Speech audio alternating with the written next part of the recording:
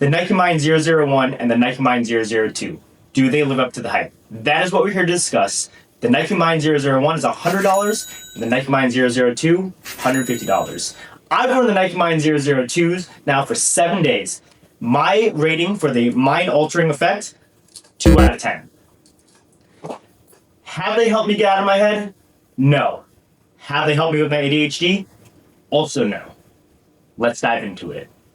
What is going on? So for those that don't know, my name is Matt Hughes, road to huge shoes. I have cerebral palsy, I've competed in national bodybuilding competitions, and I'm currently training to qualify for the Boston Marathon. Now, you don't really care about that, you're curious. What do I think about the Nike Mind 002s or the 001? Now, the reason why I went with the 002 is because I prefer like the shoe style, I prefer the laces, whereas, the Nike Mind 001 is a slide. Now, it is about $50 cheaper, so if you want, to compare, $150, well, $145 plus tax plus shipping, and then $90, $95, something like that. Quick disclaimer, I'm not sponsored by Nike. No one's paying me to do this. I actually bought these with my own money.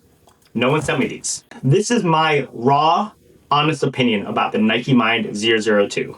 So here's what Nike promises. 22 nodes, which you can pause the video and count. There are 22 nodes that are supposed to help activate different parts of your brain's sensory receptors. Now, these receptors are supposed to help get you out of your head. Do they actually get you out of your head? I don't know. They also say that it's supposed to help enhance your focus and your presence, whatever that means.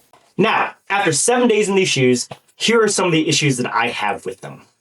First off, each of these nodes, obviously, as you step on them, they push inward, thus hitting different parts of your foot, thus signaling different parts of your brain. However, when you walk on different materials or different surfaces, you're going to have different effects.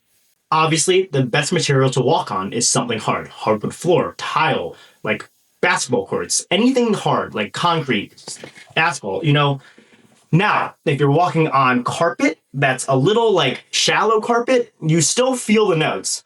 Now, when you're walking on grass or like shag carpet, you practically lose all effect. Something that can be done to fix that is instead of having them on the bottom, they actually are built into the insole. I don't know if that's been done or not.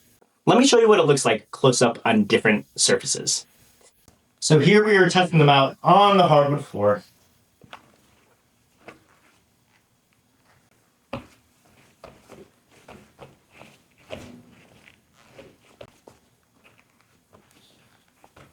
And here we are on shag carpet. Now I can still feel the nodes, just not nearly as much as the hardwood floor. We got a Paul.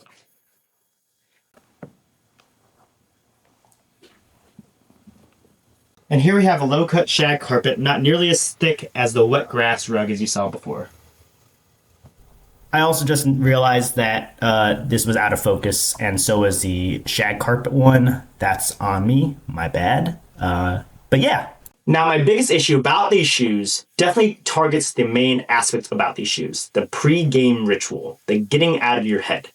Yes, you feel the nodes, so maybe that does have the aspect of getting out of your head because you're focused on the feel of the shoe on your foot versus, oh, I need to make sure I get these shots in, I need to make sure I do this, yada, yada, yada. However, you kind of get a phantom node feel whenever you switch out of these shoes. For instance, when you're on a treadmill or you're on a moving walkway and you get off and you kind of feel like you're still moving forward even though you're off of it?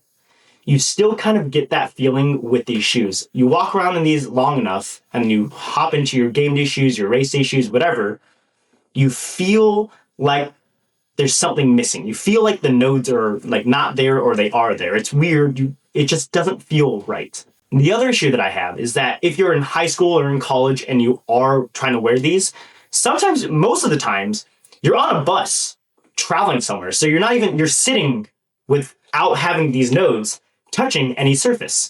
Sure, you might wear them from the bus to the locker room, but then you're changing into either your game day shoes or your practice shoes. For instance, I'm a runner. I'm not about to go run warm-up laps in these or in these. Another mild issue that I have is the fact that a lot of people have predetermined pre-game rituals already.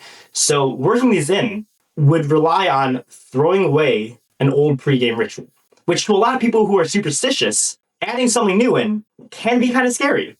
As for ADHD, for those that know me, you already know that I like wearing shoes around the house because I do believe that wearing shoes with ADHD helps you lock in and helps you maintain focus. As soon as my shoes come off, my brain goes, oh, we're done working, we can relax. That's why I like to wear shoes over slides. Slides to me have always been more of a relaxing sort of shoe. However, these are more distracting, I feel like, than standard shoes for ADHD. I don't really think that it triggers my brain enough for me to really realize that, hey, yeah, these shoes are making me work hard and these shoes are making me focus. Now, I haven't worn these pre-race yet because I haven't actually done a race since I've had these, but I have done a threshold run, which for me, threshold runs, especially double threshold runs, because on Thursdays I run a threshold in the morning, then I do leg day, then I run a threshold at night.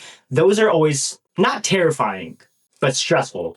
I do stress about those because I know how hard it's going to be on my body. So I wore the Nike Mind 002 pre-threshold run to see if I could get out of my head. And let me tell you, I did not. It did not help me. It didn't make me worse. But wearing these, I thought I was going to be ready to go out and run my threshold, and it didn't make a difference. Now, for ADHD, would I recommend these? Probably not. I honestly would just recommend wearing a normal pair of shoes. Unless you already are wearing a pair of normal shoes and you want to give these a go, wouldn't say no. Would I recommend these to get out of your head? Not necessarily. However, if you can find these for MSRP, retail or lower, I wouldn't say no. These are fun shoes. There is something to be said about the science behind them.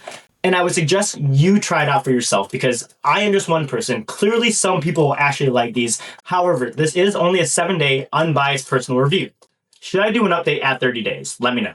Also, if you want to see more shoe content, feel free to let me know because obviously with running, I have race day shoes, I've got training shoes, I've got long run shoes, and also I used to collect shoes, so I've got over 50 pairs of shoes that I can go through, kind of show you what I have worn, what I do wear, because now I'm down to 3 shoes in rotation. However, I do have a whole shoe room, so if you want to see more shoes, see more shoe content, especially with shoes coming out, let me know. Feel free to comment that.